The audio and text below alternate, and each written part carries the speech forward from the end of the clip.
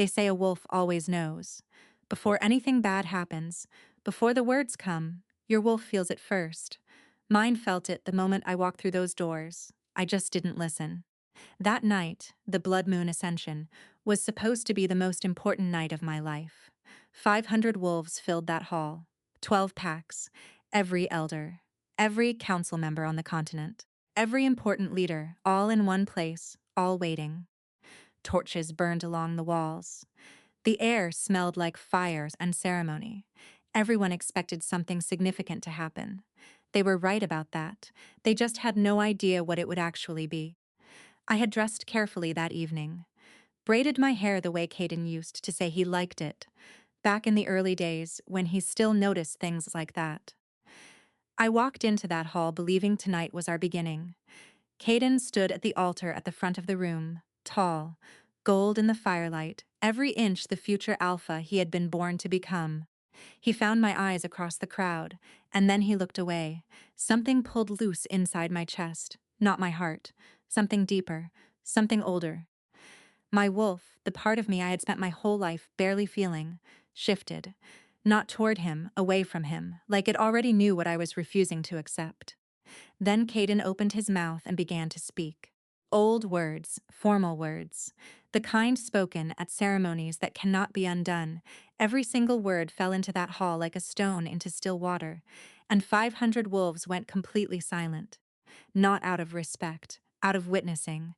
I stood in the middle of it all and made one choice. The only choice I had left. I would not break, not here, not in front of all of them, not for him. So I didn't break. But something else did. It started as warmth in my chest, then pressure. Then something I still don't have the right word for, like a door that had been locked my entire life, suddenly blown wide open from the inside. My wolf did not cry. It did not collapse. It woke up, fully, completely, like it was breathing for the very first time. The silence in that hall changed. I could feel it. Feel the exact moment when 500 wolves stopped watching a rejection and started reacting to something else entirely. Something coming off me that I couldn't explain or control. Heads turned. Elders put down their pens. A council member near the front took one full step backward without meaning to.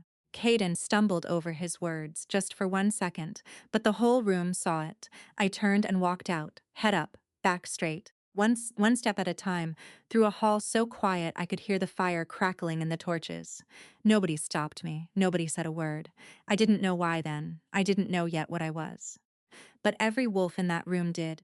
Long before that night, my life fit into a very specific box. I was the healer, the one who fixed things, who knew things, who stayed late and arrived early and made sure everything was running before anyone else even woke up. The healing ward was mine. 3 rooms at the bottom of Thornmoor's main building, always smelling of herbs and medicine, always clean, always organized, always ready. Every morning before dawn, I was already there. Checking supplies, mixing medicines, reading ancient texts that nobody else in the entire pack had bothered to learn. I knew that Thornmoor's border maps had 3 legal errors. I had found them myself. I knew which council members were hiding deals from the Alpha. I knew things about Thornmoor's political alliances that the actual politicians didn't know, because I had figured them all out by listening carefully in rooms where people assumed I wasn't paying attention. They always assumed that. They had always underestimated what I could learn when they stopped seeing me as important. On the work table beside my notes sat my mother's herb press, old and carved by hand, the only thing I owned that had belonged to Lyrian Ashvale, my mother, who had died when I was too young to remember her. Every morning that press caught the early light and reminded me that I came from something, even if I didn't know exactly what that something was. I was deep in my notes when the ward door opened. I didn't need to look up. I knew those footsteps. I had known them for 6 years. "You're here early," Caden said. "I'm always here early." He stood in the doorway, easy and comfortable, like every room in the world had already been arranged for him. In Thornmoor, it had. Caden Vael was the alpha here. The future, the favorite. He had been chosen before he was old enough to understand what being chosen meant, and by now he wore that authority so naturally he had forgotten it was ever given to him. I had loved him once. Really loved him. In the early days, the second year especially, he used to come to the ward before training and actually sit with me, ask what I was reading, pick up my translation books with real curiosity, try to learn old words and laugh when he got them wrong. I had loved that version of him with my whole heart. But that version had been slowly replaced by this one, the polished one, the one who came to the ward to collect work I had already done for him and left without asking how I was. "The ceremony is tonight," he said. "I know. I need those Eastern Territory translations finished before the assembly. Already done, on your council desk since yesterday. Along with the legal arguments you'll need if Elder Varn pushes back." He paused. Something moved across his face, a quick flicker, then it was all gone. "I'll see you tonight then," and he left. I listened to his footsteps fade until the door closed behind him. Then I sat still. I gave myself exactly 5 seconds to feel it. The specific loneliness of being someone's most useful person without ever being their most important person. 5 seconds. Then I put it away. Then I got back to work. The summons came at sunset. A pack runner handed me a folded note and was already moving to the next door before I had even opened it. 3 lines: report to the Blood Moon Ascension ceremony. Formal dress. Come now. No warning. No explanation. No personal message from Caden. Just a summons. Something was very wrong with tonight. I folded the note, got dressed, walked toward the great hall. My wolf stirred as I crossed the courtyard, the faintest little movement, like a whisper in my chest. I pushed it down without thinking. I always pushed it down. That would turn out to be the biggest mistake of my life. I could feel the silence before I reached the doors. Not the peaceful kind, the held breath kind. And something deep inside me said quietly, "This is not a beginning." I pushed the doors open anyway. I knew what he was saying before he finished the first sentence. I had written those words. 14 months ago, Caden had asked me to translate a section of old ceremonial law about pack bonds being formally ended. I did it without asking questions. That was the arrangement. He needed. I delivered. Every word that came out of his mouth landed like something I had handed him myself. His voice was calm and practiced. He had rehearsed this. I could hear it. Too smooth, too certain. The voice of someone who had said these words alone in a room until they stopped feeling like anything at all. He spoke the formal opening first, and I felt my pack bond begin to pull apart inside my chest, slowly, like a thread being drawn out of fabric.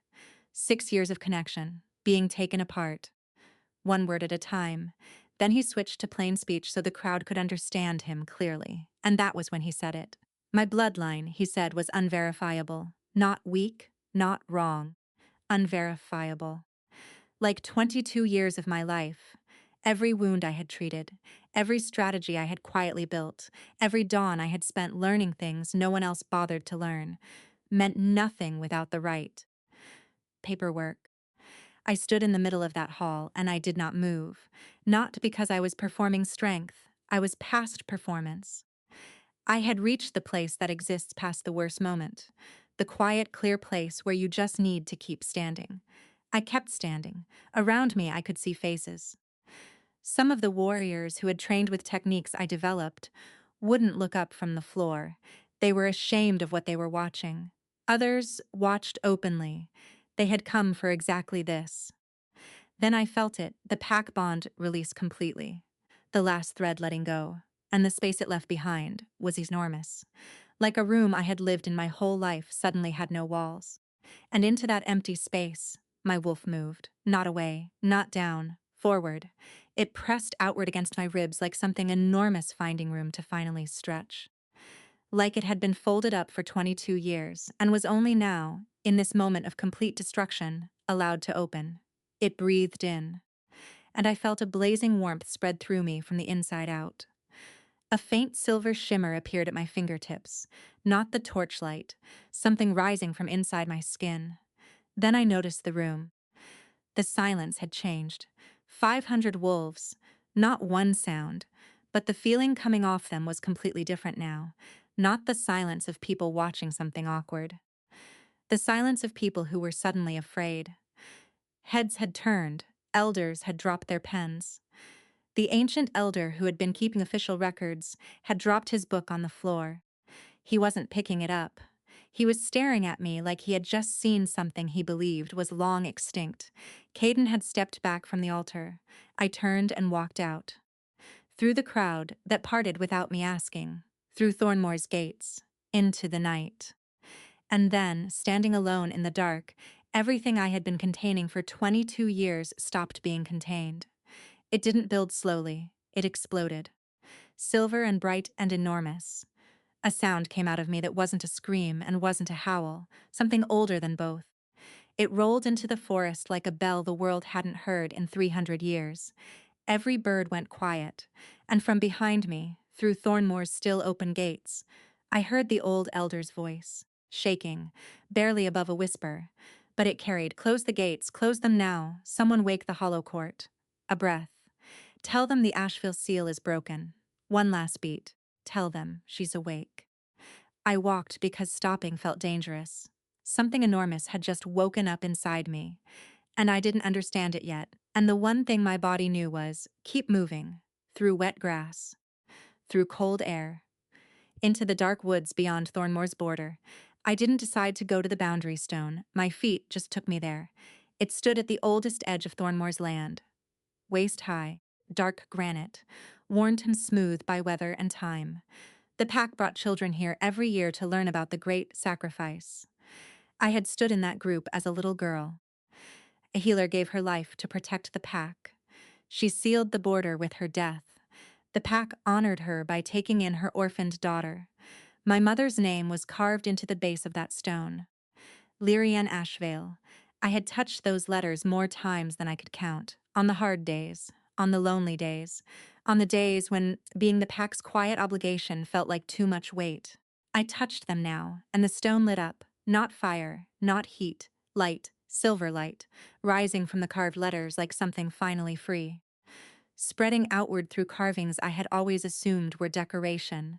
They weren't decoration, they were writing, ward markings, boundary language, the kind that only responds to one specific person. One by one they lit up, silver and steady, and the warmth inside my chest rose to meet each one. Like a key and a lock finding each other after a very long time apart. I was still standing there when I heard the horse. One rider, slow, the pace of someone who already knew where he was going.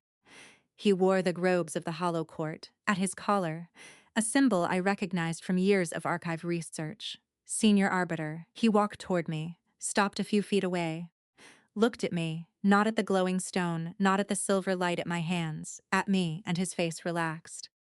Like a man who had been holding his breath for a very long time, and had finally been allowed to breathe. He reached into his coat, pulled out a sealed letter. My name on the front, in handwriting I had never seen, and somehow recognized anyway. "The covenant seal has broken," he said quietly. "You are awake." 7 words. He pressed the letter into my hand, turned back to his horse, and rode away into the dark. I broke the seal. 2 pages inside, old paper, older ink, the handwriting of someone who had chosen every single word, knowing they would not be there when it was read. I got to the first line, "My love. By the time you read this, I will have been gone a long time. I am so sorry it had to be this way. Let me explain." The silver stone glowed behind me, and somewhere in the dark forest at my back, I felt it. Movement, not one person. Many, moving fast, moving like trained hunters who had finally found their target. I folded the letter against my chest, pressed my hand one last time against the warm stone, and ran. I ran until I couldn't feel the hunters anymore. I knew these woods. I had mapped every trail, every hollow, every ridge. That knowledge saved me now. I found a hollow in the hillside, pressed myself in, and finally opened my mother's letter. The silver glow from my own hands gave me enough light to read. "I was the last," my mother wrote, "the very last person alive who carried the blood of the moon goddess directly. Not a legend, not a title, real blood, real inheritance." 300 years ago, hunters convinced the world we were gone. We were not gone. I was simply very careful, and then they found me. My hands stayed steady as I read. The people hunting us, the Duskven Coalition, could track our bloodline the way a wolf tracks a scent. No hiding place was safe, not for me. But for you, my newborn daughter, there was one possibility. The next word stopped my breath. I sealed everything inside you, the bloodline, the power, the goddess's frequency, hidden behind a curse anchored to my own life force. Your wolf was put to sleep, your power buried so deep that no tracker could find it. You would seem ordinary, small, invisible. The cost of that seal was the life that powered it. Mine, my mother hadn't died in a tragedy. She had chosen to die, deliberately, so I could live a safe, invisible life until the danger passed. Every year I had spent feeling like I wasn't enough. Every time my wolf felt muffled and distant, it was because my mother was still protecting me. From beyond death. I want you to hear this clearly. I did not sacrifice myself for you. I made a choice for you. That is different. You are not the reason I died. You are the reason it was worth it. Something broke open inside my chest, like a lock finally releasing. The Divine Covenant asks for one thing only, a free choice, made by someone who knows exactly who they are. Witness before the full assembly. That choice is yours alone. No one can make it for you. The seal was built to break in one specific way, a genuine bond made with true feeling, destroyed by a real and public rejection. I needed the trigger to be something no one could fake. I am sorry that it hurt. I knew it would. I chose it anyway because I needed you standing on the other side of real pain before the world found out what you were. Pain either breaks a person or it clarifies them. I knew which one it would do to my daughter. Once the seal breaks, you have days, not weeks. 3 groups will come for you. Your pack will try to bring you back. The Duskfen will try to claim you. The Hollow Court will try to guide you. None of them get to decide, only you. All my love, across whatever distance. Lyrian. I folded the letter and sat in that dark hollow, silver light glowing from my hands, and felt everything. The mother I would never meet, suddenly so real I could hear her voice in every line.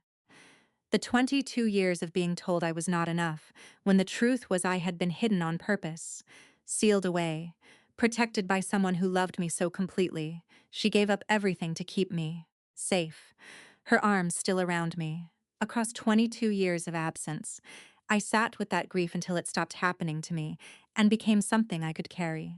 Then I heard it. Footsteps on the ridge above, from Thornmoor's direction, one person, and Caden's voice, raw in a way I had never heard him. Zara, a pause. I know you're here. I can feel, I don't know what I'm feeling, but I know it's you. I went completely still. I made a mistake, he said. Please, let me explain. The words I had waited 6 years to hear. Arriving at the absolute worst possible moment, because I could feel, in my chest, in my bones, the hunters in the trees below, moving in, surrounding the area. They hadn't tracked me. They had tracked him. Caden had led them straight to me. I stepped out of the hollow, but not toward him, into open ground where I could see everything coming from every direction. Caden stopped when he saw my face. Whatever speech he had prepared, it died before it reached his mouth. They followed you, I said. The hunters in the trees, you brought them straight here. He turned, looked. I watched the color leave his face. I didn't know. I believe you. But it doesn't make it better. That's just a different kind of careless. Thornmoor's trackers broke from the eastern trees. 3 of them, spreading into a containment formation I recognized immediately. I had designed that formation. Zara. The lead tracker's voice was uncomfortable. The Alpha here is requesting your return. The pack is ready to. You're offering reinstatement, I said. Clear the debt record. Formalize my status. Quietly fix what happened like it never occurred. I tilted my head. Is there an apology anywhere in that offer? The silence answered. No, I said simply. The Duskfen representative stepped out of the western trees. Perfectly timed. Young, sharp, wearing the confidence of someone who had been very well briefed. The Duskfen Coalition offers full alliance, he said. Protection, resources. A place within the most powerful. Protection. I had heard that word wrapped around things that weren't protection before. I'll think about it, I said. I would not think about it. The Hollow Court delegation arrived last. The elder, riding in with two arbiters, carrying the official staff of formal proceedings. Under the divine covenant, the elder said, no claim can be made against the chosen before she makes her declaration before the full assembly. Any group that moves against her has broken continental law. A pause. The penalties are significant. 3 groups, none willing to move first.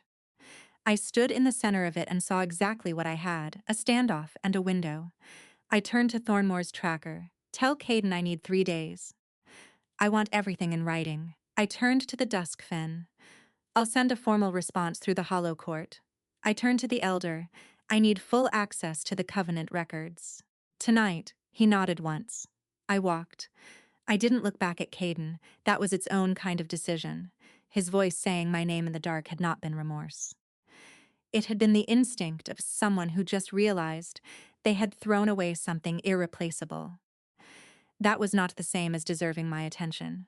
The hollow court's building sat ahead, old gray stone, lit from within, the one place on this continent that answered to no alpha. I pushed the door open myself. Inside, at the table covered in open covenant documents, a woman was waiting, silver-haired, perhaps 40.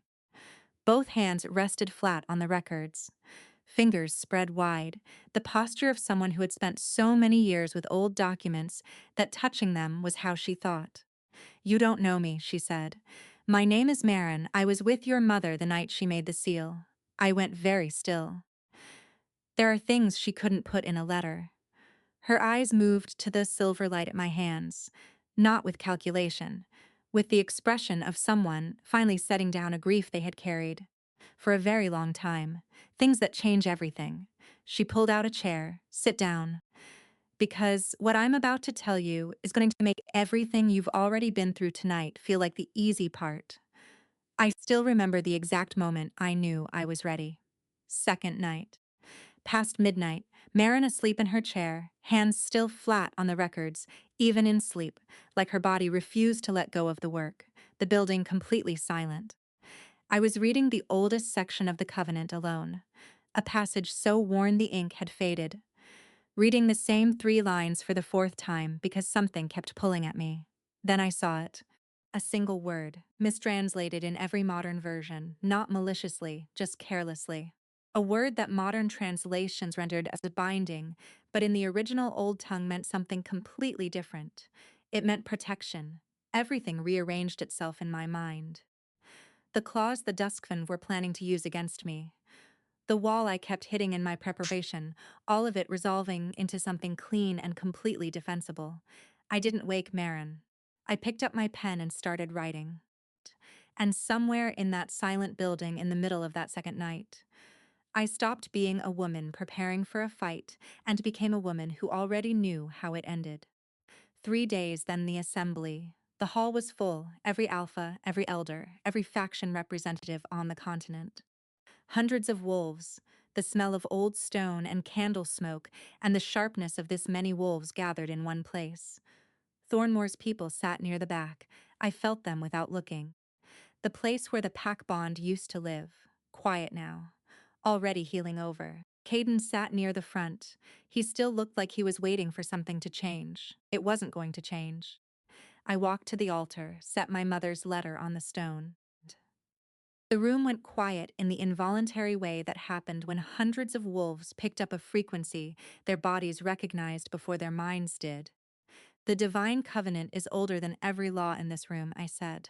My voice was steady, and I did not ask permission to fill the space. Older than the neutral court. Older than every alliance and power structure any of you have spent your lives building. Everything I am about to say operates under its authority, not yours. I named the seal, named what it cost, named the Duskfen Coalition's 30-year hunt, named Thornmore, named every political advantage Caden's bloodline had built on the foundation of hiding me. I heard his breathing change from across the room. I did not look at him. Every legal condition of the covenant has been met, I said. I stand here in full knowledge of who I am. The declaration is ready. I stepped away from the altar, and I shifted. Not the half shift I had managed my whole life. This was full, complete, painless, like a door opening from both sides at once, silver white, the exact color of pure moonlight. Enormous. Completely still. I didn't growl, didn't move toward anyone. I just stood there. And the frequency that moved out from me passed through every wolf in that hall, like something they recognized from before they were born. The first elder knelt, no announcement, no performance. Then another, then three from the Duskfin delegation, surprise on their own faces as their knees found the floor before their minds had caught up. One by one, across the whole room, not a wave. A tide I didn't feel triumph.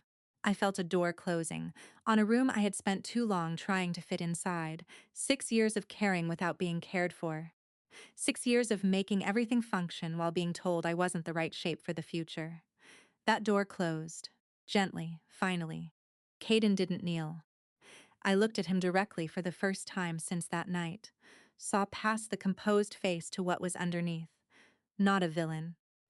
A man who had made easy choices his whole life, and was now standing in a room full of where those choices had led. He looked back at me, and for 1 second, just one, the composure broke completely. Underneath was the face of someone who understood, all at once and too late, exactly what he had held, and exactly what he had thrown away. I felt something I hadn't expected, not triumph. The honest acknowledgement that the early years had been real. That grieving what he might have been was something I was allowed to do. I let myself feel it. Then I let it go. I shifted back, stood in my own skin. The chosen is not claimed, the chosen chooses. The hall held those words. And then the doors opened. Not the side doors, not the delegate entrances that had been in use all week. The main doors. The great doors at the back of the Continental Assembly Hall. The ones that had not been opened since the summit began, because protocol reserved them for one purpose only: the arrival of a sovereign. Every head in the hall turned. He stood in the doorway, and the light from the corridor behind him made him impossible to look at directly, not because of the light, because of what came off him. A frequency, ancient, contained, the kind of power that had learned so long ago to hold itself quiet that the quietness itself had become its own kind of announcement. He was tall, dark, a scar running along his jaw that looked less like damage and more like history, like something that had happened to him long before he became whatever he was now. He wore no pack markings, no faction sigil. Just dark clothing and the specific stillness of a man who had been the most dangerous thing in every room he had ever entered, and had stopped needing to prove it. He walked into the assembly hall, and every wolf who had already knelt deeper, not to him, not performing submission, something else. The instinctive response of wolves who could feel two divine frequencies in the same room, and were understanding for the first time what that meant. I had not moved from the center of the hall. He walked toward me and stopped 10 feet away.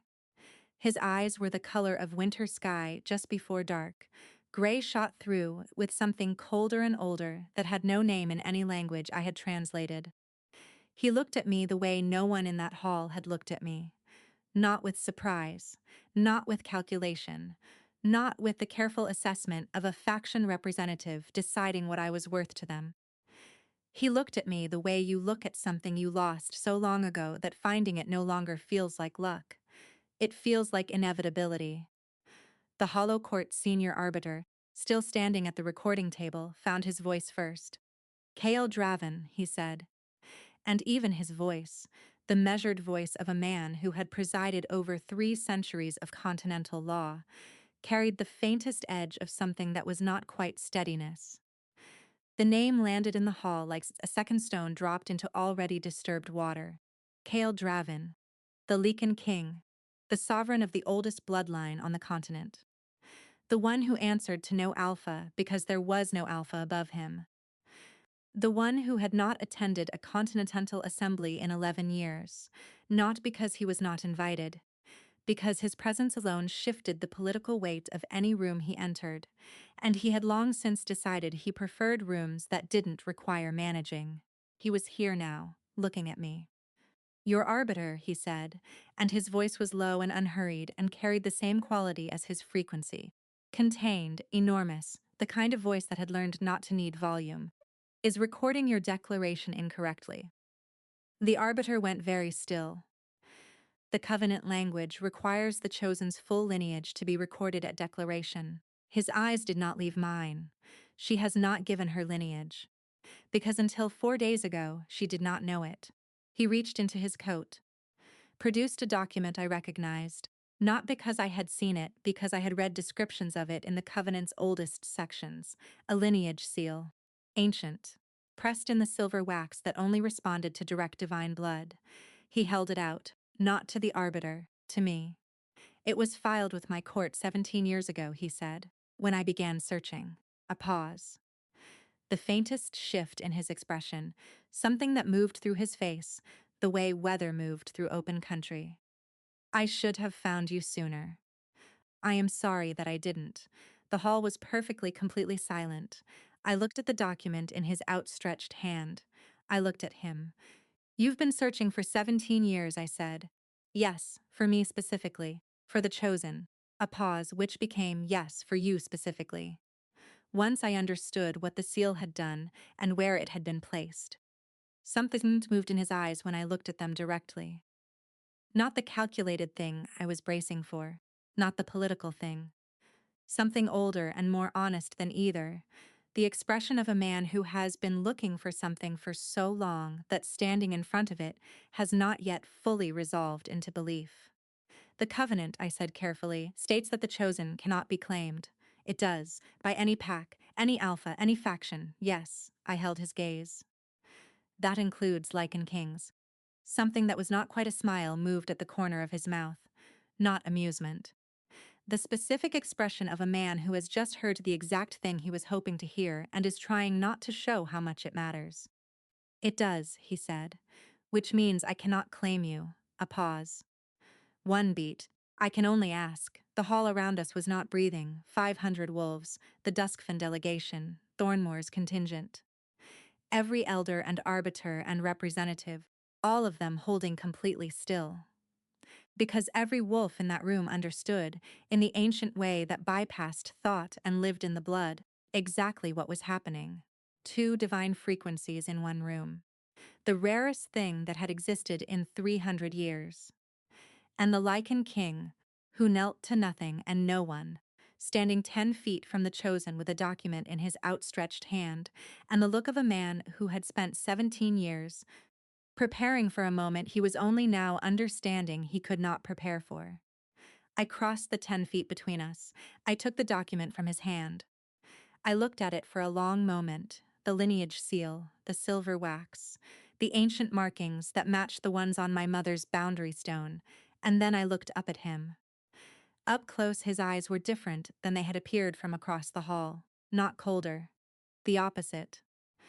The careful containment was still there, but underneath it something that had been held quiet for a very long time, and was only now in this specific proximity beginning to be not quiet. You said you can only ask, I said. Yes, then ask. The hall around us made no sound. He looked at me for a long moment, and I watched him decide, very deliberately, to let me see what was underneath the containment. The grief of 17 years of searching. The specific stunned quality of a man who had prepared for every outcome and had not, despite everything, prepared for this one, for her to be exactly this, for the frequency to match exactly this way, for standing in front of her to feel exactly this, much like coming home. I am not offering you a claim, he said. I am not offering you a pack or a title or a political arrangement. His voice was very steady and very quiet, and the hall heard every word because 500 wolves were holding their breath. I am asking if you will let me know you, whatever that means, whatever shape you decide it takes, on your terms, entirely. He paused. I have been looking for you for 17 years, he said. I would like, if you are willing, to stop. I stood in the center of the Continental Assembly Hall, in my own skin, in my own light, in the first free moment of my own life, and I looked at the Lycan King who had walked through the great doors and crossed the room and held out a document and asked. Not claimed, not demanded, not arranged, asked. I don't know you, I said. No, I don't know what this is. Neither do I, a beat. That is not something I have said to anyone in a very long time. Something settled in my chest. Not the wolf's calm this time. something different, something new, something that had not existed in me this morning, and was only now, in this specific moment, beginning to. I make my own choices, I said, on my own timeline, my own terms. Yes, he said, simply, without negotiation. I looked at him for one more moment, then I held out my hand, not in submission, not in acceptance of a claim, in the specific, deliberate gesture of a woman choosing to begin something on her own terms, because she decided to. He looked at my outstretched hand, and something happened to his face, quietly, completely, the careful containment of 17 years simply, releasing. He took my hand. And behind us, in the hall, the sound that rose from 500 wolves was not a cheer and was not ceremony. It was the sound of something ancient, finally, being set right. 3 days later, I stood at the boundary stone again, just me, just the early amber light. Just the faint silver glow of the runes, warm now rather than blazing. Like embers after a fire has done everything it needed to do. I pressed my palm against my mother's name and stayed there. And I did something I hadn't yet let myself do so fully. I met her. Not the name on the stone, not the woman in the letter, not the legend, the real person. A woman who held her newborn daughter for 8 months knowing she was going to leave. Who chose every word of that letter knowing she wouldn't be there to explain it. Who made a decision that broke her heart because she believed I would be worth it. I felt all of it, the loss of a mother I never got to know. The years of feeling small inside a lie built around love. The specific pain of discovering that every time I thought I wasn't enough. The truth was, I had been buried on purpose. Protected by someone who thought I was worth protecting at the highest possible price. I let all of it move through me. Then I felt it shift. Grief becoming something I carried, instead of something carrying me. The elder's footsteps came along the field path behind me. He sat on the stone wall beside me without a word, just sat with me in the early light, understanding that presence is its own kind of answer. We sat for a while, just that. When he spoke, his voice was quiet. Your mother named you before the seal was finished.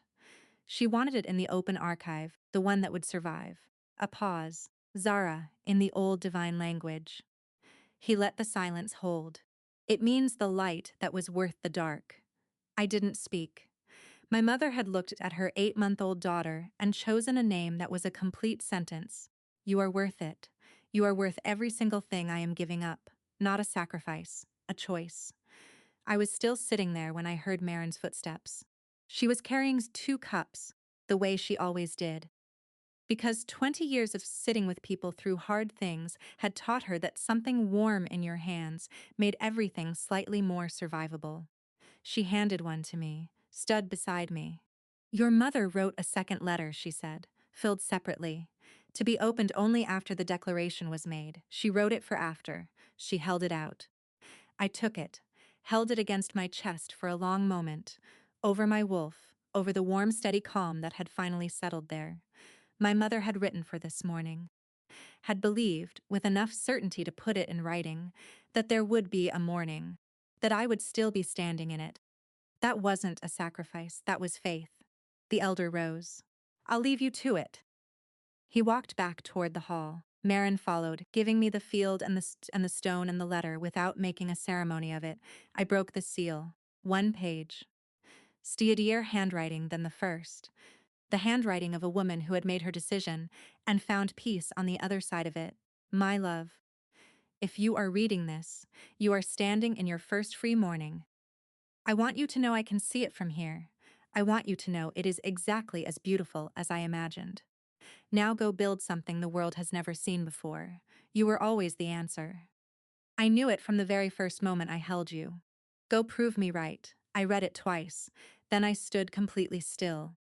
Not thinking, not processing, not managing what I was feeling into something smaller. Just standing in the amber light with my mother's words against my chest, and my wolf breathing steady and the warm stone at my back and the field stretching out ahead. Still and quiet and entirely mine. A bird landed on the stone wall, stays it for a while. The light shifted from amber to gold. I let myself feel, properly, fully, without rushing, what it meant that she had written for this morning. Then I heard a second set of footsteps on the field path. Not the elder, not Marin, slower, more deliberate. The footsteps of someone who had not been invited and had come anyway, and was giving me the distance to decide whether that was allowed. I didn't turn immediately. You followed me, I said. I found you, Cale said. There is a difference, I turned. He stood at the edge of the field, far enough that I had space, close enough that I could see his face clearly in the morning light. He looked different out here than he had in the assembly hall, less contained. The gray-eyed distance had not disappeared, but underneath it, something was more visible in the open air and the amber light. Something that had been carefully managed in front of 500 witnesses and was only now, alone in a field at a boundary stone, allowing itself to simply be. You read the second letter, he said. Not a question. Yes, he was quiet for a moment, looking at the stone, at the runes still faintly glowing, at my mother's name carved into the granite. She was right, he said quietly, about what she named you. I looked at him. You knew her, briefly, before the seal was made. A pause. She was extraordinary. The kind of person who made every decision with her whole self. No half measures. His eyes moved from the stone to me. You are very like her. Something in my chest moved. Not the wolf. Something newer. You said you'd been searching for 17 years. I said, yes. That means you started when you were 19, he said it without flinching. I was 19 when I understood what the seal meant and where the chosen had been placed. I have been looking since then, 19. In the same year, he became the Lycan King. Why? I said. Not the political reason, the real one. He was quiet for long enough that I thought he might not answer. Then, because the covenant was broken when the seal was placed. Not legally, the paperwork was clean. But the chosen was hidden away in a pack that didn't know what she was, living a life built around a lie, and the world was operating without the balance she was supposed to bring to it. A pause. And because he stopped, say it, I said. He looked at me directly. The containment was almost entirely gone now. What was underneath it was not what I had expected from a man who was the most powerful sovereign on the continent. It was something much simpler than power, because the frequency the seal was built around, he said quietly, is a frequency that calls to those who carry matching blood. And I have been hearing it, at the edge of range, never quite clear enough to follow, for 17 years. And standing in that hall yesterday was the first time in 17 years that I understood what I had been hearing. The field was completely still. It was you, he said. It was always you. I just couldn't find you. I stood at my mother's stone in the first light of my first free morning and looked at the Lycan King who had searched for me for 17 years and had walked into an assembly hall and asked. Not claimed, not demanded, not arranged, asked. And I thought about my mother's letter, about the name she had chosen, about faith, about what it meant to build something the world had never seen before. Walk with me, I said. He fell into step beside me, not behind, not ahead, beside.